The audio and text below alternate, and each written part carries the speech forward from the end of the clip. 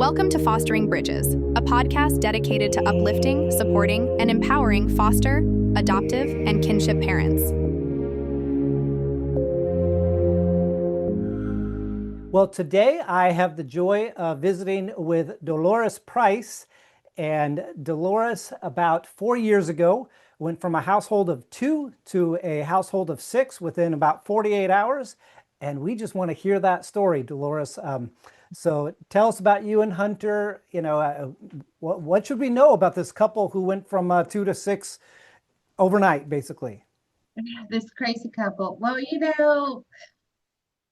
there's a lot, right? So in November we'll be celebrating exactly 4 years. So we'll have our celebration, probably a movie night and some hot dogs with the kids. But yes, Hunter and I were married 13 years ago, and we wanted to have a baby, and the only time that we were able to get pregnant, we had a miscarriage, and due to some medical issues, we could not get pregnant again. And so we started talking about the possibility of adopting, but we wanted one baby. We wanted an infant, a toddler, like everybody else out there. So Start from ground zero, right? it's like, I want somebody that I can mold, somebody that can make. Now, we have dreams and we have goals, I guess, for what we want to do, but God has different plans. And so we started talking about it about 6 years ago. We got really serious about it and started, we had our conversation, started reaching out to agencies, getting stuff together, like our house inspected and getting our license and all that wonderful stuff to start adopt. We wanted to adopt. We knew we did not want to foster because prior to that we had a kinship. We had a kinship, and we knew she was going to be temporary, but we just, we kind of spent 3 months crying, 4 months. We still cry about it because we had to send her back to her parents, which is a blessing. I mean, you want them to be with family. Right. But we had a kinship. She was, she was just like, she came to our lives, and it was like, so when we were like, we don't want to foster, we want to go straight to adoption. And now for you guys, a big part of that was because you did not have long-term children and you wanted long-term children, and you knew that was the game plan. That was the game plan. And so whenever we got, we were getting our house ready, had one room ready pretty much. We're about 80% done with the process because, it's like this much paperwork, Right. and you have to tell them everything about your life and all of that. I mean, it makes sense. I mean, you don't want children to go to a home that is not going to be loving, or it's not going to be safe, or you want to make sure that the children go to a good home. Right. And so but suddenly through social media, I have school friends, somebody I went to school with, high school with, posted about her cousins, and they lost their dad, and they were looking for help. And so me and Hannah are kind of like, oh, let's provide, maybe help them with food or clothes, or it's time to go to school, maybe a backpack. We didn't really think anything about adopting them or anything like that at that time. It was just like, let us help them, let us meet them. And she was like, oh yeah, you want to meet them? And it went from our dream of having one little baby, one infant, to it moved really quick.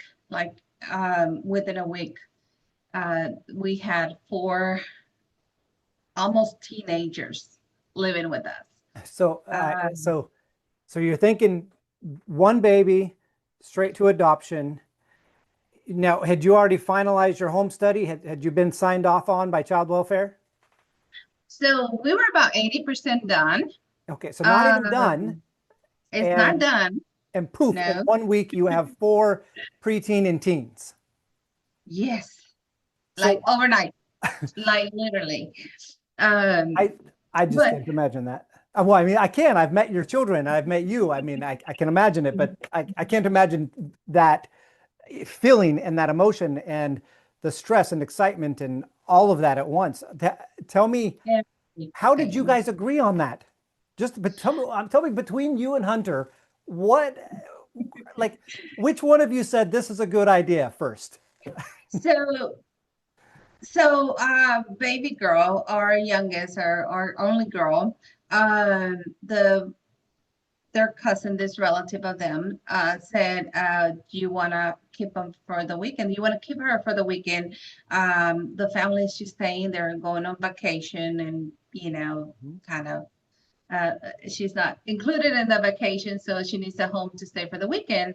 And me and Hunter were like, okay, we can manage a weekend.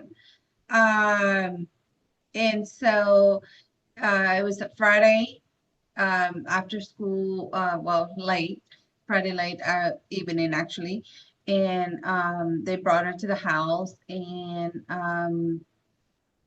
she came without anything, honestly. Hmm. She didn't realize that the family that she was staying with did like have gone on vacation, and that they kind of locked the door, and she needed a place to stay for the weekend. And she was And so she 12, had, right? she was 11. 11. Okay. 11. And so that's how I started. And me and Hannah kind of look at each other. We're like, this baby girl is gonna need more than just a weekend care. And from there, we kind of start talking about it and kind of maybe have a little bit more of an open mind for older kiddos. Hmm. Thinking like if we send her home, um, is she gonna be okay? But that day we just kind of had a couple of conversations, nothing serious. The next day I took her to the store, get her some clothes, and I get a phone call. I get a phone call from Hunter. So he's like, by the way, we have three boys in our house. Like, what do you know about this? Wait, so you get the call that they're already at your house while you're shopping. Hmm. Okay. I'm like, what do you mean? He's like, yep, they were just dropped off. And so keep in mind though, we didn't finish our process with licensing. We were like 80% done. We had a study done. We had, like our inspection of the house done. We had fire marshal, all that stuff, but we were still in the process. Yeah. And so it kind of went from something that we were preparing for to here you have four children, and even though you're not prepared, because I said we had one room that we were getting ready, right? Right. um and we went from not being ready to now what do we do? um so because the kids weren't in custody with CPS, they were dropped off by family. um I had to turn around and I called everybody that I knew. I was like, I Mhm. have kids in my house, and what do I need to do? Because I I wasn't there when they dropped off the boys, but my husband gave me a folder, and on this folder it was like their birth certificates and some of the documents to kind of identify who they were, and that was it. Like they were drop off. And And so I'm so like, okay, are they so gonna the come state, back and get yeah, them? so I mean, so the state wasn't even involved at all at this point with these four children. At this point, no. So Okay. I left the store. I was like, okay, I was like, let me just pay for the things that I already have. I'll get home quickly, start making calls. I called one of the detectives that I know is actually my brother-in-law at that time. And he's like, well, are they safe? I'm like, yeah. You have food for them? Yeah. And so he's like, you're okay right now. So you're not like in trouble. And then I called CPS, a friend that I knew. I called another friend that I knew, and another. I was like, "Am I going to get in trouble? What do I need to do?" Because we literally just have 4 children dropped off of our doorsteps with a black folder with a little bit of their info. And so I got home and I looked at my boys, I looked at my kiddos there. And I remember the second oldest, he was like in shock. He was like, you could tell that he was just like a deer with the headlights on, like he can't move. He's just looking at you like, who are you? What am I doing here? Right. Like, what's happening? And And how old was he at the time? so it was, they're like, they're really close in age. So he was 14. So it was 11, 12, 14, and 15. And so what I did, I remember I was like, I grabbed my husband Hunter and I was like, let's go outside and talk for a second. And when I walked outside, and I remember this, I just asked him, I was like, are you in? And he's like, well, I have the same question for you. Are you in? Because if you're in, I'm in. And I'm like, what does that even mean? It's like, I guess I was like, yeah, I'm in.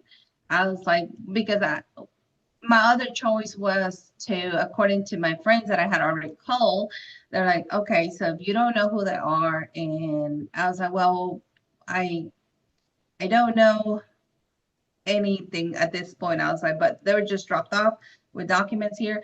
They're like, you have 2 choices. The first choice is we can come get them. CPS can come pick them up, take them with them. And I was like, what's going to happen to them? They're like, well, we don't have, again, this is November, so Thanksgiving, the holidays, and all of that. Right. She's like, we don't have a place for them right now, so we're probably gonna have to send them to another city, another state, another. I'm like, oh no. I was like, okay, thank you. And I hung up.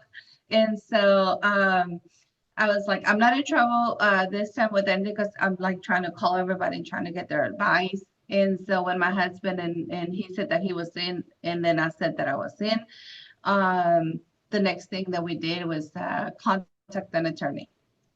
I was like, hey, advice, please. We have this scenario which is very strange, and this attorney has been doing adoptions and kind of the same situation for like over 30 years, and he's like, I never heard anything like it.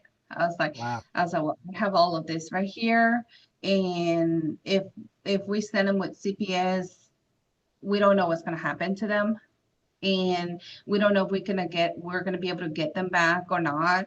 And I just felt like at that moment we both felt like it was God saying, you don't need an infant, you don't need a baby, you need 4 big babies.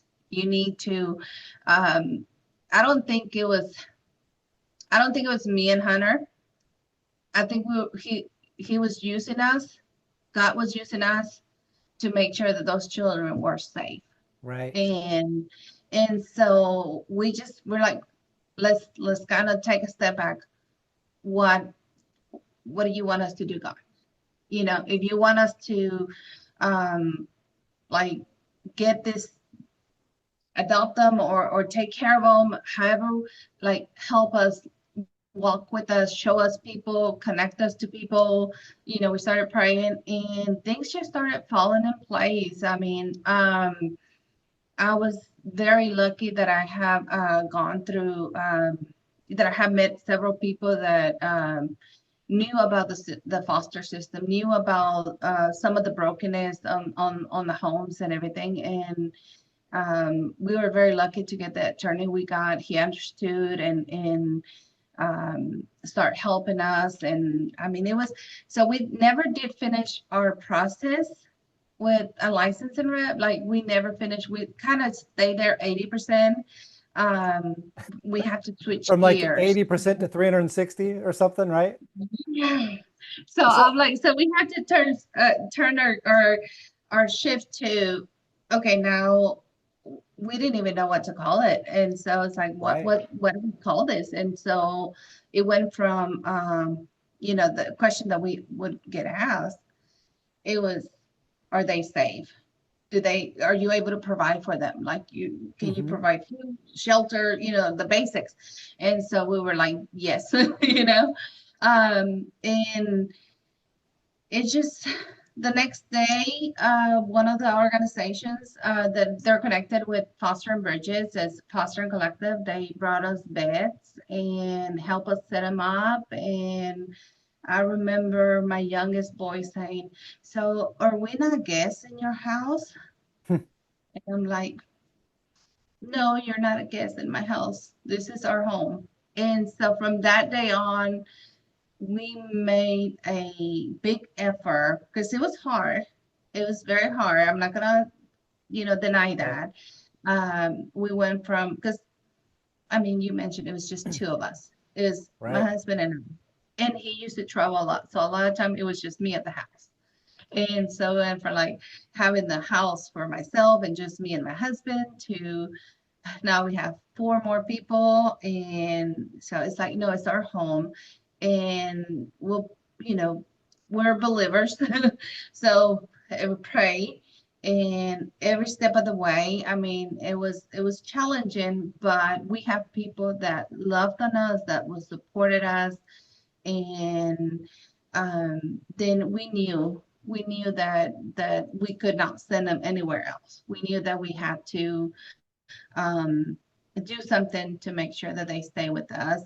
And we got a temporary conservatorship, um, probably 6 months into the whole, no, so it's November, 4 months into it, 4 months into it. Because in February, I um, I remember going to court and because we couldn't provide medical attention or even in schools we were having trouble with the school system Right. because they were all over. They were originally from Brownsville, Texas, the border, and so they when they came here, they were sent in different households, and they were going to different schools in the Smith County area, Cherokee County area.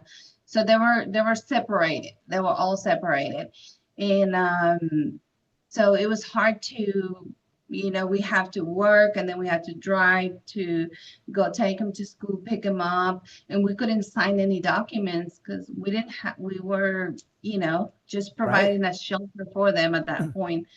I carry a printout from my attorney just so I wouldn't, get in trouble because I remember my daughter, she's like, um, I went to pick her up at school and um, they wouldn't let her go with me. Hmm. They're like, well, who are you? Like, oh, we're gonna call the cops. I was like, okay. I was like, sure, call them. I was like, but I'm taking care of her. And I don't have a court document from a judge. I was like, but here's the documents that I'm working towards, that I'm providing them Right. with a safe home. Who did But they yeah, think was going to show up to get them? I don't know. Nobody. I mean, and which is this, kind of you think about those things and you think about like, oh, they're just being mean or whatnot. But at the same time, I think if I was in their shoes, I'd be like, Right. you're not her mom. You don't have any documentation. Right. And you're here to pick her up. Yeah, we want to have more proof. And so it was kind of challenging, in that time frame. I remember my oldest son, he needed medical attention, and we couldn't take him to a doctor because, Uh, again, we didn't have anything. And so we were very lucky that we got that temporary emergency conservatorship. It was, they came and said, okay, they're safe, they're going to school, they're okay, but it was just a temporary thing. And but that was 4 months of operating without that. That was 4 months. Yeah. Wow. So what was next? What came after that process? So a lot of grief, a lot of getting to know them, a lot of, who we are, because they didn't know who I was. They didn't know my husband. They had just met us. Like we were strangers. If you ask my daughter, she will tell you that she thought she was being kidnapped, you Wow. know, because we're two strangers. Um, and so just kind of, talking to them, and it was the older two kind of understood that a little bit better because um they understood that they didn't have a home because their dad had passed away, and so they kind of knew what that meant. But I don't think my younger two quite understood that part of it. They were Right. just like, why can I not go back home? And so that was, it was that struggle. But like I said, God just, he's amazing. He never has left us, alone. And I was able to connect with professionals, that been in this field, that Mhm. have adopted, that have fostered, that had, just people that connected me with someone else. Oh, talk to them this way, or explain to them this. And one of the hardest things was that they all knew that their dad had passed away, but they never saw his body, or they never Mm. saw the actual funeral. They never Right. had it. So in their heads, it's like it's not true. Um, and so it was kind of like so many things happening at once, trying to figure out how do we, how do you explain to this child? How do you put things in a perspective of, you can't go back to Brownsville, Texas because your dad is no longer there, because your dad passed away. How do you, I mean, there's a death certificate, there's like, okay, he's gone. But how do you put that, I mean, 11 years, how do you process that? Right. I just, so it was hard in that sense, but we started connecting. Um, my two younger, we connected sooner than my oldest. Mm. And once we had that temporary emergency conservatorship, we were able to provide counseling, provide medical attention, provide, like move them to one school instead of having them in four different schools.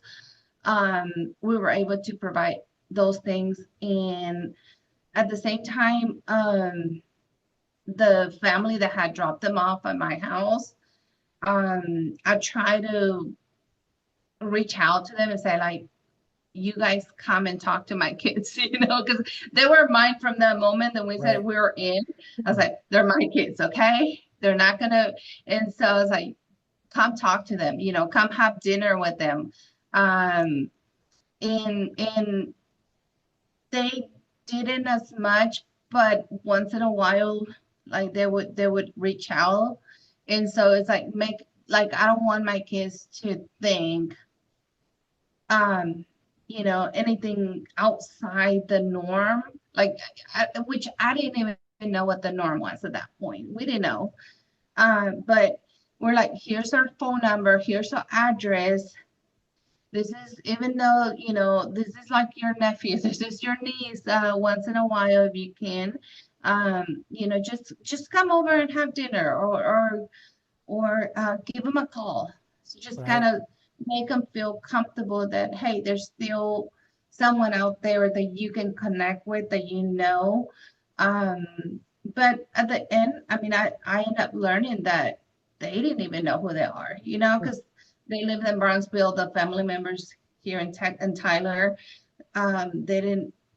they have met once or twice. So it was very challenging. And I said grieving because I mean, um, Me and Hannah were grieving our freedom of being able to do whatever, Right. whenever. You As were, I you was were like, dinks, double income, no kids.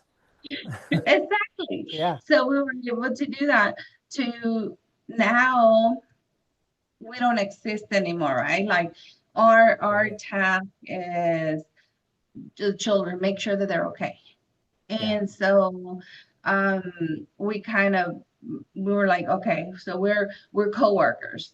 You take care of this, I'll take care of that. And so grieving that time, but it was it was good in a way that we were on the same page. Like him and I, we might argue about things, but we were at the end of the day, we're exactly on the same page. We're okay, this is what we need to do. I talked to this person and they said we should try this, or it was having that support, being is one of the most important things, being able to count on your other half that whatever decisions that you're doing those together. And so that helped us a lot. But it was kind of hard because, like I said, it was he would travel a lot, he would go out of town a lot. And so thank goodness, he at that time they kind of said, okay, you can work from home. So he was able to stay home and kind of switch that over. So I had to have, get used to my 4 children and then get used to my husband living in the house now full time. So So you it had was a like, 5 new household. but it was good. Again, it was much needed. And kids were wonderful. Even though they had gone through so much, and there was a lot of stuff that was bothering them, and we were trying to be open and honest.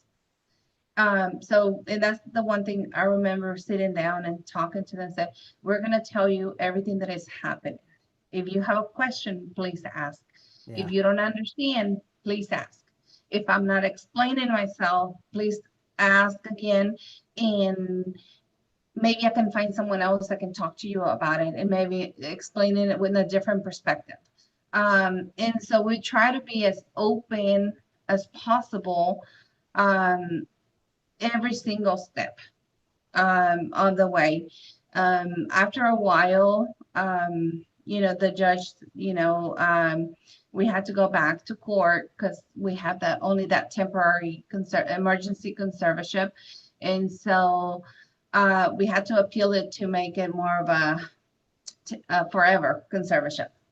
And we told the kids, it's like, okay, so what that means is that we're not adopting you, but we're responsible for you. Hmm. Like we're responsible to provide you with all the basics, right? And they understood that, and we made it where it's your decision if in the future you want to be adopted. You know, Yeah. if you and actually what we said, it wasn't if they wanted to be adopted. I said, is your decision in the future if you want to adopt us. I was like, Perfect. if I you love it. because at that point we knew they were ours. Yeah. We knew that we were going to do everything. And so I didn't need that piece of paper because I was going to take care of them. And so because of mom, um, we had to wait 2 years for the court to even approve for them to be adopted completely. But mom never show up, never, nobody ever found her. And so then when the 2 years came up, they did a video called Be the Light. And they were pretty pumped about it. And so they're like, we kind of started talking about the adoption part of it. And they were like, aren't we adopted already?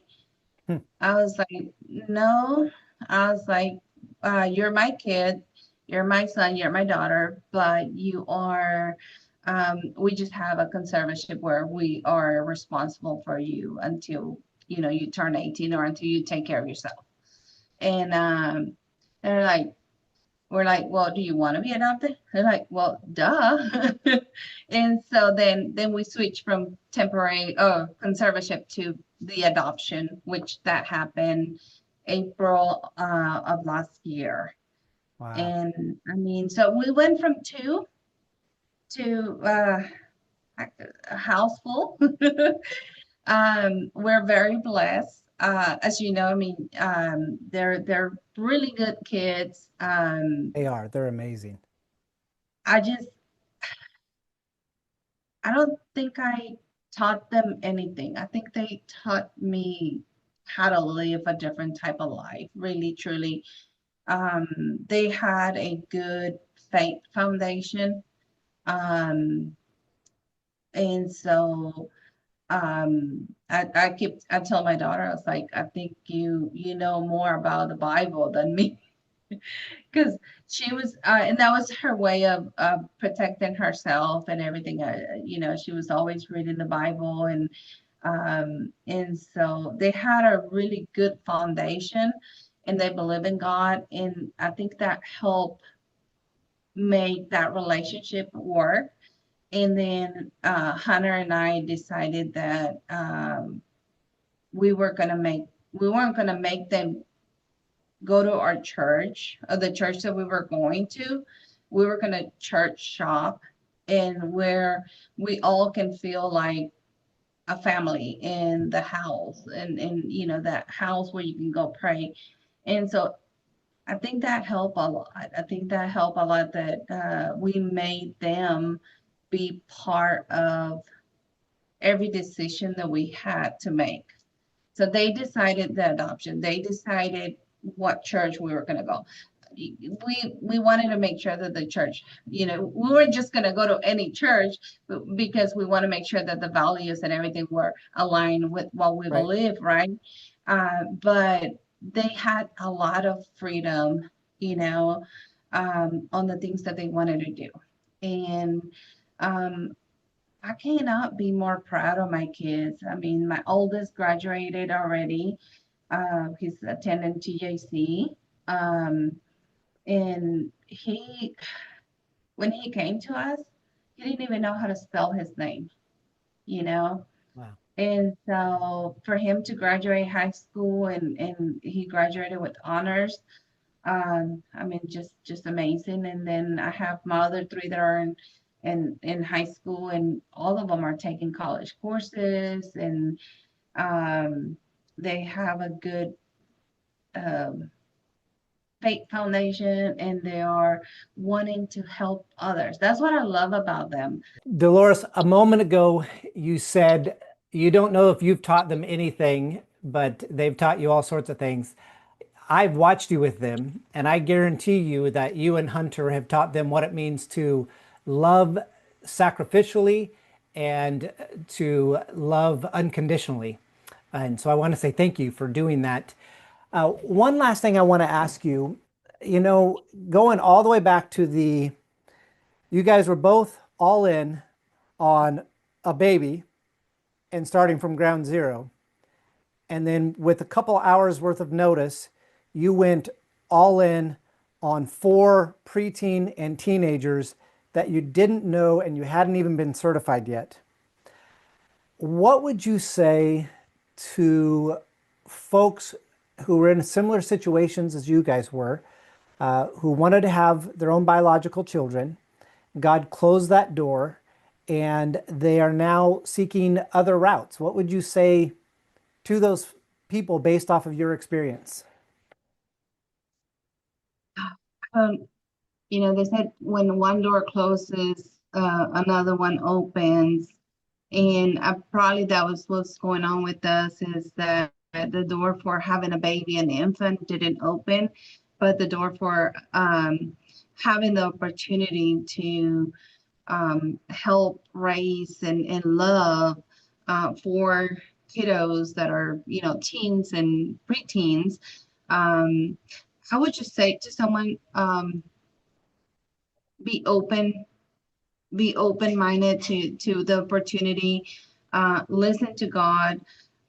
Teenagers in the foster care system are always overlooked, but they're full of potential and personality and promise, and so they need the same support that a baby, that an infant needs. They need the same guidance. They need a safe place to land. I understand the teenagers, or in a way adults, but they're still kids, but they're still babies. They still need somebody to show up.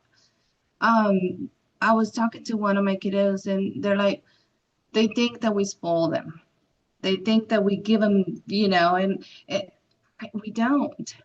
But what we do is we do our best to show up. We do our best. If they have a game, we go to the game. If they're sad, we like to be there.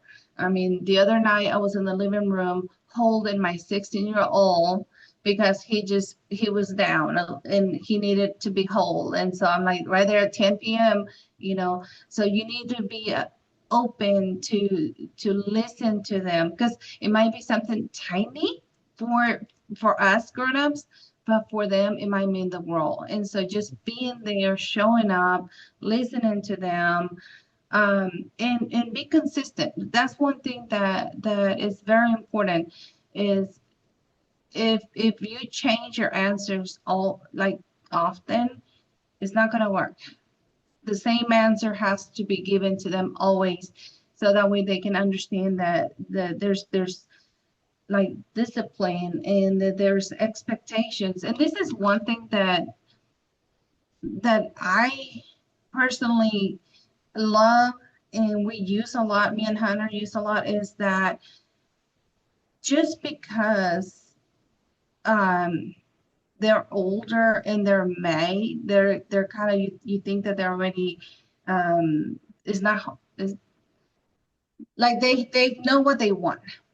They're, like I mentioned, they're still kids, and you can still be a big influence. But one of the things that we use is we don't use rules. We don't have rules in our house. We have expectations, and it's something small for us, but for them and explain to them what that means. We're like, okay, we expect you to do good in school, and as you expect us to provide food, clothes, the house, pay the bills. So it's like you have expectations for us, but we have expectations for you. And the expectations right now is that you do good in school, and that has helped a lot. So be open to. I know that there's a lot of teenagers waiting for a forever home. I know there's little babies waiting for a forever home, but everybody wants a baby. I wanted a baby. My husband wanted a baby.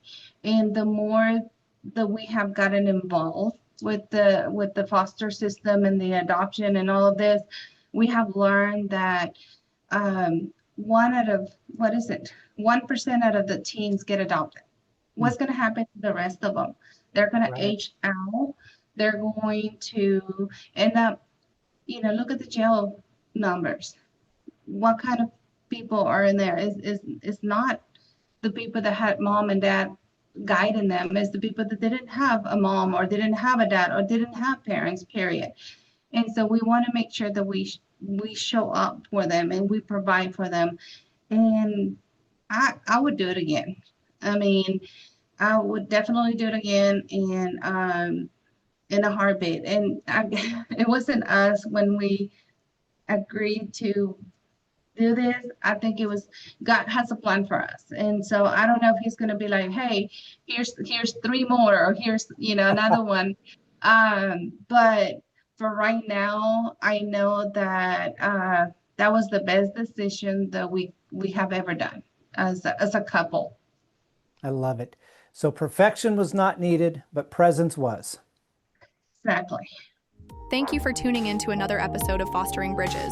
We hope today's conversation gave you new insights, encouragement, and a reminder that you're not alone on this journey. If you found value in this episode, please share it with someone who might need it, and be sure to subscribe so you never miss an update.